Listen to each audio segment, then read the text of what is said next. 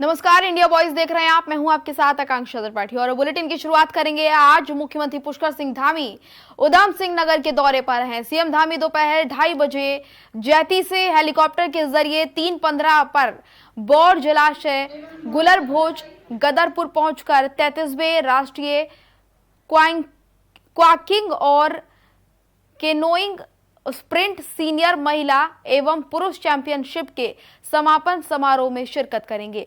उसके बाद सीएम धामी करीब 4:30 बजे जीटीसी हेलीपैड देहरादून के लिए प्रस्थान करेंगे। सीएम धामी का उधम सिंह नगर दौरा और यहां पर समारोह में शिरकत करेंगे। समापन समारोह में सीएम के शिरकत करने की जानकारी आपको बता दें कि आज दौरा ये सीएम का है। उधम सिंह नगर का चैंपियनशिप के समापन कार्यक्रम में सीएम हिस्सा लेंगे।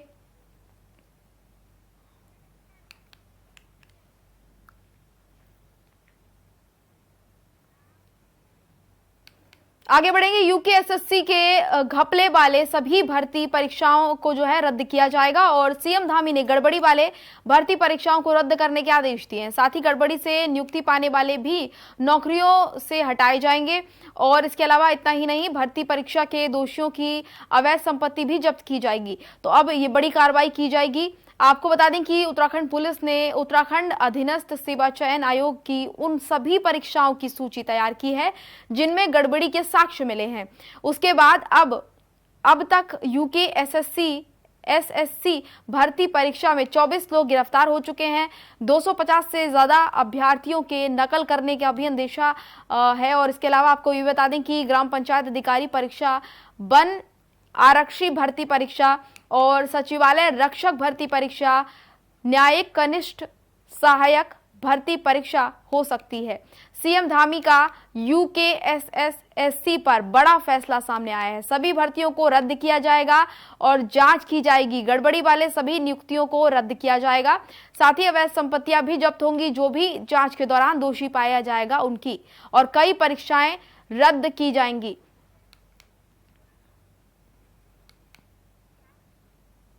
नरेंद्र मोदी के 20 साल के शासनकाल को लेकर कई लेखकों की लिखी गई किताबों पर हरिद्वार एसएमजेएन पीजी कॉलेज में एक सेमिनार का आयोजन किया गया है और सेमिनार में मोदी के गुजरात से 12 साल के और केंद्र सरकार के 8 साल के कार्यकाल के अलावा अलग अलग क्षेत्रों में किए गए कामों के बारे में, उनकी उपलब्धियों के बारे में चर्चा की गई है विस्तार से इस पूरी बुक में बताया गया है प्रधानमंत्री मोदी के कार्यकाल के बारे में, किस तरह से उन्होंने काम किया है, किस तरह से वो सीएम से पीएम बने, इसके बारे में पूरी जानकारी इस पुस्तक में दी गई है। सेमिनार में हरिद्वार के सांसद और पूर्व केंद्रीय मंत्री, उत्तराखंड के पूर्व मुख्यमंत्री डॉक्टर रमेश पोखरियाल निशंक बतौर मुख्य वक्ता के रूप में उपस्थित हुए।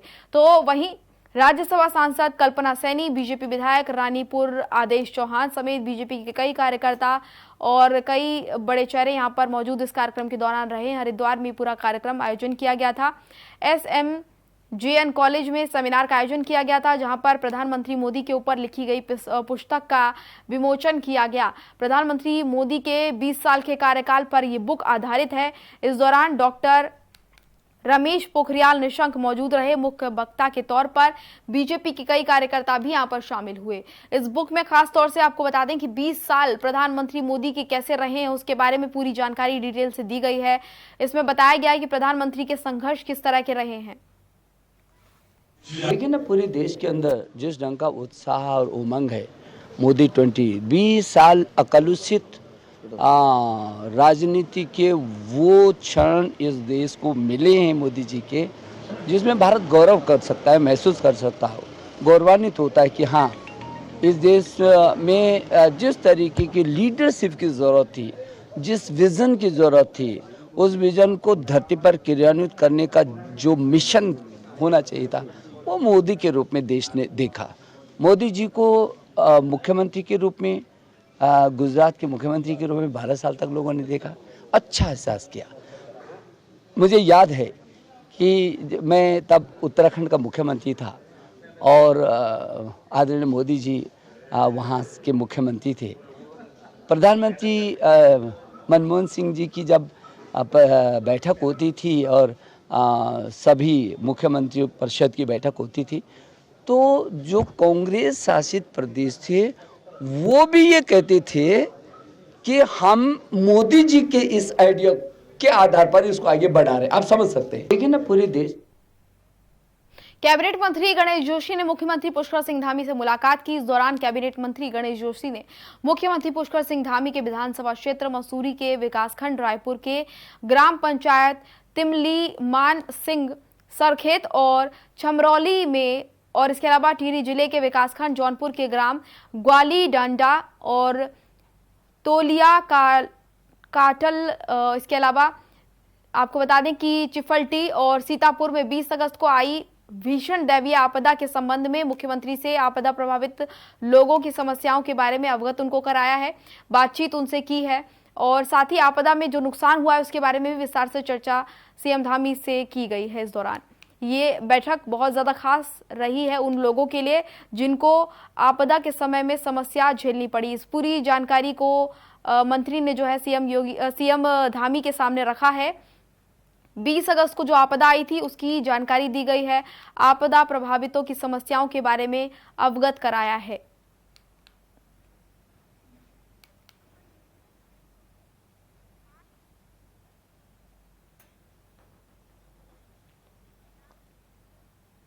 मसूरी के प्रतिनिधि मंडल ने मंत्री जोशी के साथ सीएम धामी की मुलाकात की और सचिवालय में गढ़वाल सभा मसूरी के प्रतिनिधि मंडल ने कैबिनेट मंत्री गणेश जोशी के साथ प्रदेश के मुख्यमंत्री पुष्कर सिंह धामी से मुलाकात की।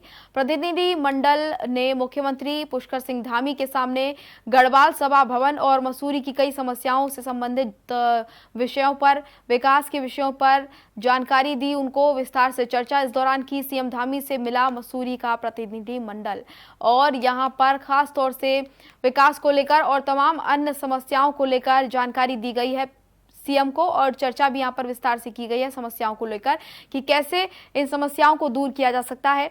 मंत्री गणेश जोशी के साथ ये पूरा प्रतिनिधि मंडल जो था मौजूद था और मसूरी की समस्याओं के बारे में यहां पर विस्तार से चर्चा की गई है।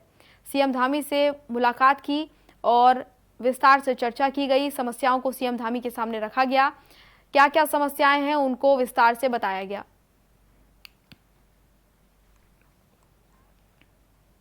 उत्तराखंड बीजेपी के नए चीफ महेंद्र भट्ट अपनी नई टीम के साथ मीडिया से रूबरू हुए और इस दौरान उन्होंने अपनी टीम के बारे में जानकारी दी। महेंद्र भट्ट ने जानकारी देते हुए बताया कि पार्टी संगठन ने केंद्रीय संगठन से 5 नए जिले गठन करने का अनुरोध किया है। हालांकि आपको बताते चलें कि पहले खुद अमित शाह इस फैसले को नकारते हुए नजर आए थे और अतिरिक्त जिले के समर्थन में अमित शाह नहीं थे, लेकिन अब ये जानकारी आपको दे रहे हैं कि मीडिया से मुखातिब होते हुए महेंद्र भट्ट ने बताया है कि बीजेपी प्रदेश अध्यक्ष ने प्रेस कॉन्फ्रेंस की और उन्होंने कहा है कि 5 अतिरिक्त जिलों को लेकर मांग की गई है।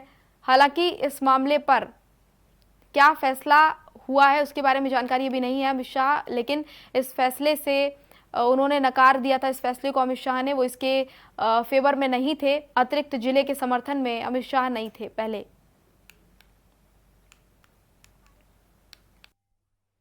देखिए, हमने लगभग 5 जिलों के संदर्भ में अनुमति मांगी है। हमको अनुमति मिलेगी तो भविष्य में उसको हम आप सबको नहीं, देख संगठन का स्वरूप अलग है, सरकार का स्वरूप अलग होता है। सरकार को जो विषय चलते हैं और सरकार उस पर निर्णय लेती है। हम क्योंकि संगठन के कार्य की दृष्टि से ठीक है, जब हम कोई विषय तय करते हैं तो सरकार उसमें क्या निर्णय लेगी वो अलग विषय है, लेकिन हम अपनी ओर से अपने संगठन विस्तार के दृष्टिकोण से हमने अनुमति मांगी। अभी हमको आईटीआई प्राचार्य के पद पर किए गए तबादले के बाद भी ज्वाइन न करने वाले डीके धारीवाल के खिलाफ विभागीय मंत्री ने सस्पेंशन की कार्रवाई करते हुए एक नजीर पेश की है। उन्होंने कहा है कि लगातार तबादलों के बाद भी ज्वाइन न करने के बाद अधिकारी के खिलाफ ये सख्त कार्रवाई की गई है। उनके तबादले कई बार किए जा चुके, उनके हिसाब से उनको कई बार तबादला उनका किया गया क्योंकि वो सीनियर अधिकारी हैं, ऐसे में ये ध्यान रखते हुए उनका तबादला कई बार किया गया। लेकिन इसके बाद भी जब उन्होंने अपना पदभार ग्रहण नहीं किया तो सस्पेंशन के ऑर्डर विभागीय मंत्री द्वारा उनके लिए जारी किए गए हैं। तबादले के बाद भी उन्होंने ज्वाइन नहीं किया था। डीके धारीवाल के खिलाफ हुई है कार्रवाई। आईटीआई प्राचार्य के पद पर उनका तबादला हुआ था, लेकिन उन्होंने अपना पद ग्रहण नहीं किया था, अपने काम को नहीं संभाला था, चार्ज नहीं संभाला था, जिसकी वजह से फिर उन पर कार्रवाई सस्पेंशन की गई है।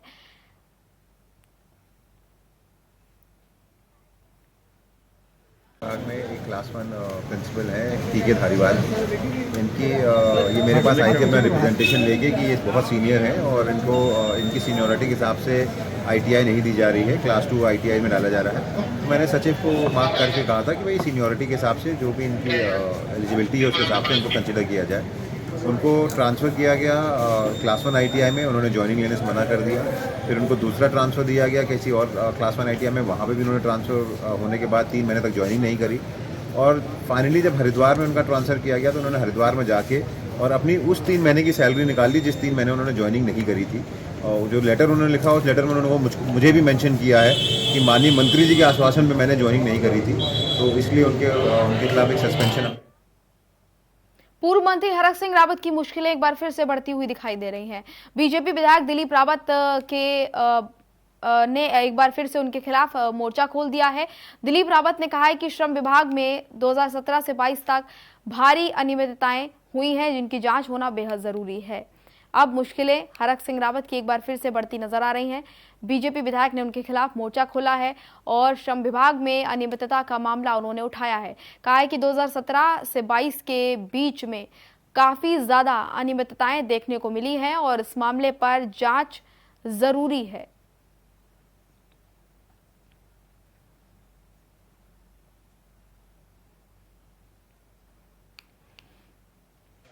देखिए, मैंने अभी भी माननीय मुख्यमंत्री से मांग की है कि श्रम विभाग में 2017 से 2022 तक बहुत सारी अनियमितताएं हुई हैं और सभी जानते हैं।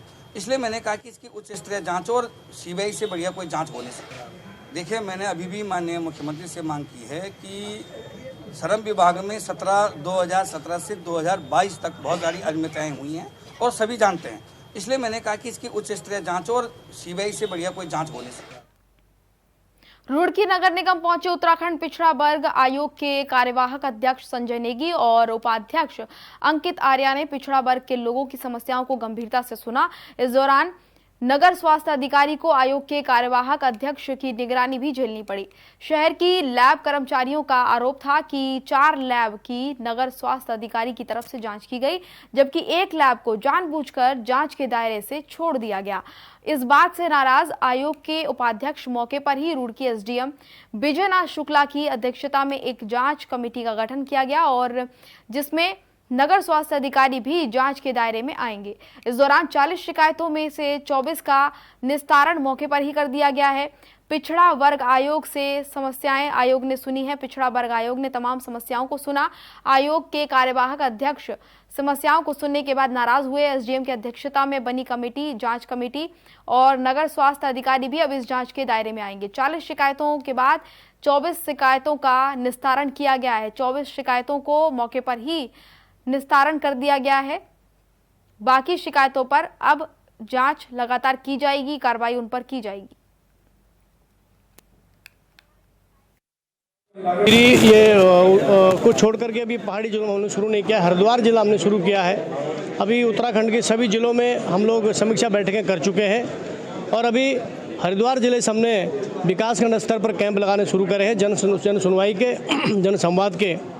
चूँकि हरिद्वार जिला उत्तराखंड का ऐसा जिला है जिसमें 57 से 60 के आसपास यहाँ पिछड़े समाज की जनता है। उसके बाद उधम सिंह नगर भी बहुत बड़ा जिला है। तो हम पहले बड़े जिलों के विकास खंडों को करने के बाद पहाड़ों में भी 3-3, 4-4 विकास खंड इसमें पिछड़ा वर्ग के समाज के लोग रहते हैं। सरकारी सस्ते गल्ले की दुकान संचालित करने वाले डीलर्स अब जिला पूर्ति विभाग इन पर सख्ती बरतने जा रही है और दरअसल दुकान समय पर ना खोलने की वजह से जनता, खासकर गरीब लोग जो हैं, गरीब तबके के लोगों को बहुत ज्यादा परेशानियों का सामना करना पड़ता है। लोग दुकानों के चक्कर काटते रहते हैं, लेकिन राशन डीलर अपनी मनमानी के चलते दुकान को समय पर नहीं खोलते हैं, जबकि दुकान के खोलने का समय निर्धारित किया गया है। लेकिन अब डीलर अपनी मनमानी नहीं कर पाएंगे। जल आपूर्ति अधिकारी ने निर्देश जारी किए हैं और डीलर्स को हिदायत दी है कि अपनी दुकानें निर्धारित समय पर खोलें और अगर किसी डीलर की शिकायत मिलती है तो वो समय पर दुकान नहीं खोलता है तो उसके ऊपर कार्रवाई अमल में लाई जाएगी। तो अब डीलर्स पर कार्रवाई होगी। डीलर्स अपनी मनमानी नहीं कर पाएंगे क्योंकि लोगों को बहुत ज़्यादा परेशानी होती है जब राशन डीलर इस तरह की मनमानी करते हैं। दुकान का खोलने का समय निर्धारित किया गया है, लेकिन दुकानें समय के अनुसार नहीं खोली जाती हैं। मनमाने ढंग से ये डीलर जो है दुकानें खोलते हैं, जिसके बाद लोगों को बहुत परेशानी होती है। खासतौर से गरीब तबके के लोग सबसे ज़्यादा सफ़र करते हैं। ऐसे में अब अगर दुकान समय पर नहीं खोली गई और डीलर के खिलाफ इस तरह की कोई खबर मिली, कोई जानकारी मिली, इसके बाद उस पर कार्रवाई अमल में लाई जाएगी। नहीं, उसमें तो ऐसा है कि स्पष्ट आदेश हमने कर रखे हैं कि सुबह 7 बजे से लेकर के 12 बजे तक दुकान खोलेंगे अपनी और राशन बांटेंगे और शाम को भी खोलेंगे। तो अगर ऐसी कोई शिकायत हमें आती है तो हम तुरंत अपने सप्लाई इंस्पेक्टर को भेज करके उसको दिखवाते हैं। और हम यहाँ से भी ऑनलाइन भी चेक करते हैं बायोमेट्रिक कितने बजे कर रहे हो, कितने बजे तक बायोमेट्रिक हो रहा है। तो चूँकि बायोमेट्रिक का प्रेशर हमारे ऊपर है, राशन वितरण करना है, कुछ दुकानदार लेट तक भी खोलते हैं, मतलब सुबह खोला 2 बजे तक खोल दी, हमें उसमें कोई प्रॉब्लम नहीं। हमें तो राशन वितरण करने से मतलब है, पब्लिक को जब फुर्सत हो वो आ जाए। और जो गरीब तबके के लोग हैं, क्योंकि वो सुबह सुबह राशन लेने आते हैं, तो इसलिए हमने सुबह का टाइम दिया है कि सुबह आप जल्दी दुकान खोल लें, अर्ली इन द मॉर्निंग, मतलब 7 बजे भी खोल लें या 6:30 बजे भी खोल लें, ताकि लोगों को राशन मिल जाए और अपने फिर राशन नहीं उसमें।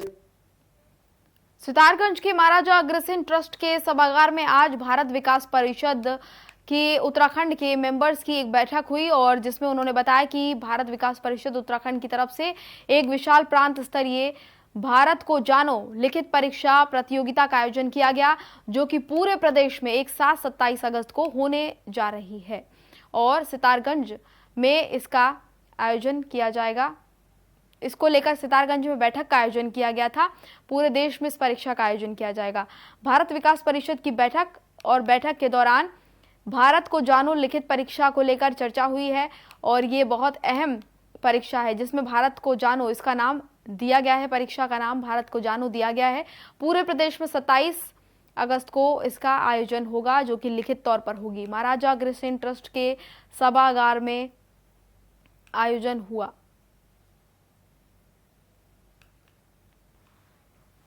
जो हमने मीटिंग रखी है, इसमें एक संस्कार डेवलप करने के लिए अपने जो समाज में विद्यार्थी हैं, जो परीक्षार्थी हैं, उनके अंदर समाज में संस्कार डेवलप हो और भारत के इतिहास, भूगोल, धर्म और संस्कृति की सही जानकारी उन तक पहुँचे। उसके लिए हमने भारत को जानो एक प्रतियोगिता का आयोजन करते हैं राष्ट्रीय स्तर पर। तो राष्ट्रीय स्तर पर तो इसका टॉप मोस्ट चरण हो गया। इसका पहला चरण होता है कि प्रत्येक विद्यालय में हम वहाँ जाकर के उत्तराखंड बीजेपी की नई प्रदेश टीम में किसान मोर्चा के प्रदेश अध्यक्ष के रूप में आप पार्टी के वरिष्ठ नेता जोगिंदर सिंह पुंडीर कार्य करते नजर आएंगे। पार्टी के प्रदेश किसान मोर्चा के बागडोर प्रदेश अध्यक्ष महेंद्र भट्ट ने जोगिंदर सिंह पुंडीर को दी है और किसान मोर्चा के प्रदेश अध्यक्ष इनको बना दिया गया है। आम आदमी पार्टी के वरिष्ठ नेता हैं ये और बीजेपी की नई टीम का हिस्सा बनकर खुश हुए हैं। प्रदेश अध्यक्ष महेंद्र भट्ट ने इनको बड़ी जिम्मेदारी सौंपी है।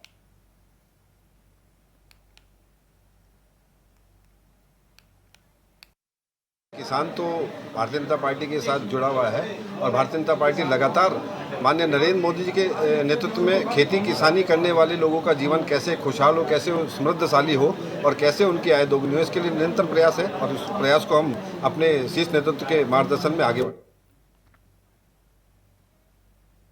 विश्व प्रसिद्ध जिम कॉर्बेट नेशनल पार्क में भ्रष्टाचार का मामला अभी थमा भी नहीं था कि एक और नया मामला यहां पर सामने आया है, जहां कॉर्बेट पार्क के झिरना रेंज में हाथियों पर पर्यटकों को सफारी कराई जा रही है। जो वीडियो साफ देखा जा सकता है, वीडियो में साफ दिखाई दे रहा है कि पर्यटकों को हाथी पर सवारी कराई जा रही है। इस तरह से सफारी यहाँ पर कराई जा रही है और इसके एवज में पर्यटकों से पैसे भी लिए जा रहे हैं। गौरतलब है कि कॉर्बेट प्रशासन के पास गश्त के लिए 1 दर्जन से ज्यादा हाथी हैं, जिन पर बैठकर कॉर्बेट प्रशासन पार्क की निगरानी करता है, लेकिन यहाँ पर पर्यटकों को इन पर सवार किया जा रहा है और यहाँ पर जिम कॉर्बेट की सफारी हाथियों पर बैठा के पर्यटकों से इसको लेकर पैसे भी लिए जा रहे हैं और इस तरह से सफारी कराई जा रही है, जिसका वीडियो पर्यटकों ने ही बनाया और अब ये वीडियो वायरल हो रहा है। कॉर्बेट के अधिकारी जो हैं उनको भी इसके बारे में सूचना दी गई है। उन्होंने जांच के नाम पर महाबत पर कार्रवाई करते हुए इतिश्री कर दी है और जबकि उस क्षेत्र के संबंधित अधिकारी पर अब भी कोई कार्रवाई नहीं की गई। आपको बता दें कि साल 2018 में उत्तराखंड हाईकोर्ट ने पशु क्रूरता निवारण अधिनियम 1960 और वन्य जीव संरक्षण अधिनियम 1972 के उल्लंघन का हवाला देते हुए हाथियों के व्यावसायिक उपयोग पर प्रदेश में रोक लगा दी है, लेकिन कॉर्बेट प्रशासन इन नियमों की खुलेआम धज्जियां उड़ाते नजर आ रहा है। हाथियों पर अब यहाँ पे जो घूमने वाले पर्यटक हैं उनको सवार करके घुमाया जा रहा है। ये पूरा भ्रष्टाचार का मामला खुलेआम, इसका वीडियो वायरल हो रहा है। मुझे बताया गया है कि एक वीडियो वायरल हुआ है, इसकी अभी कोई जानकारी तो मेरे पास नहीं है, ना मेरे फ़ोन पे या मेरे अधीनस्थ स्टाफ के फ़ोन पे वो वीडियो अभी तक मुझे प्राप्त हुआ है। लेकिन मुझे जानकारी प्राप्त हुई थी 15 अगस्त की शाम को कि एक कथित सफारी का प्रकरण हमारी रेंज में सामने आया था, जिसके संबंध में मैंने उच्चाधिकारियों को अवगत करा दिया है और उसकी जाँच जो उच्चाधिकारियों द्वारा की गई। देखिए, एक प्रकरण संज्ञान में आया है जिसमें कि एक माहौत के दौरान शायद एक फाटो कैंपस है, जो है फाटो कैंपस में कुछ बच्चे हैं उनको हाथी पे बैठाया गया। सफारी का तो पूरी तरह से नहीं आ रहा है, लेकिन हाथी पर बैठाया गया है, तो इसकी जांच जो है गतिमान है, जांच कर रहे हैं और महावत को तो कार्य से उसको कौन सी रेंज का मामला? ये हाथी झिरना रेंज के थे, जो कि नॉर्मली मानसून सीजन में जैसे फाटो उसमें बाजपुर के बेरिया रोड स्थित गांव बद्रीपुर में रेलवे स्टेशन रेलवे ट्रैक के किनारे एक युवक का शव मिला है, जिसके बाद इलाके में सनसनी का माहौल बन गया। और आपको बता दें कि इस पूरे मामले की जानकारी पुलिस को दी गई। पुलिस ने मौके पर पहुंचकर शव को कब्जे में लिया है, पोस्टमार्टम के लिए भेज दिया है। बताया जा रहा है कि शव युवक जो है वो 2 दिन से लापता बताया जा रहा था, जिसकी सूचना पुलिस को दे दी गई थी और युवक की तलाश लगातार पुलिस कर रही थी। लेकिन इसी दौरान मृतक के परिजनों ने हत्या की आशंका जताई। बाजपुर का ये पूरा मामला, युवक का शव मिला है और शव मिलने के बाद सनसनी फैल गई। शव को पुलिस ने कब्जे में ले लिया है, जांच शुरू कर दी है। 2 दिन से ये घर से लापता था युवक और परिजनों ने युवक की हत्या की आशंका जताई है। पुलिस पूरे मामले की जाँच कर रही है। बाजपुर का ये पूरा मामला। सुबह एक 112 के माध्यम से एक सूचना प्राप्त हुई केलाखेड़ा थाने में, और इस सूचना पर एसओ केलाखेड़ा और चौकी इंचार्ज बेरिया दौलत मौके पर मौजूद आए। वहाँ पर पहले से एक शव पड़ा हुआ था जो कि बहुत बुरी स्थिति में था, तो ऑलरेडी शव के साथ उसके मृतक के परिजन वहाँ पर मौजूद थे। उनके द्वारा बताया गया कि ये उनका पुत्र विक्की है, जो कि 20 वर्षीय है और 2 दिन से घर से लापता था और जिसकी वो लोग अपने स्तर से तलाश कर रहे थे। तो फिलहाल शव को कब्जे में लेकर पंचायतनामा भरा जा रहा है। और अब खबर देहरादून से, जहां पर ऑटो में बैठे बच्चे, स्कूल के बच्चे करंट की चपेट में आ गए। बता दें कि स्कूल की छुट्टी होने के बाद स्कूल के बच्चे जब ऑटो में बैठने के लिए उतरे, जैसे ही पानी में उतरे तो छात्र को करंट लग गया और वहीं दूसरी तरफ ऑटो में बैठी एक और छात्रा जो है करंट की चपेट में आ गई। दरअसल पानी में बिजली के खंभे से सटा हुआ एक तार नीचे गिरा था और इसी वजह से करंट यहां पर फैला और करंट की चपेट में ये छोटे छोटे बच्चे आ गए। चमोली के बद्रीनाथ मंदिर की पिछली पहाड़ी से गिरे युवक को एसडीआरएफ ने रेस्क्यू कर लिया है। दरअसल थाना बद्रीनाथ से एसडीआरएफ को सूचना मिली थी कि बद्रीनाथ मंदिर के पीछे पहाड़ी से एक युवक गिर गया है।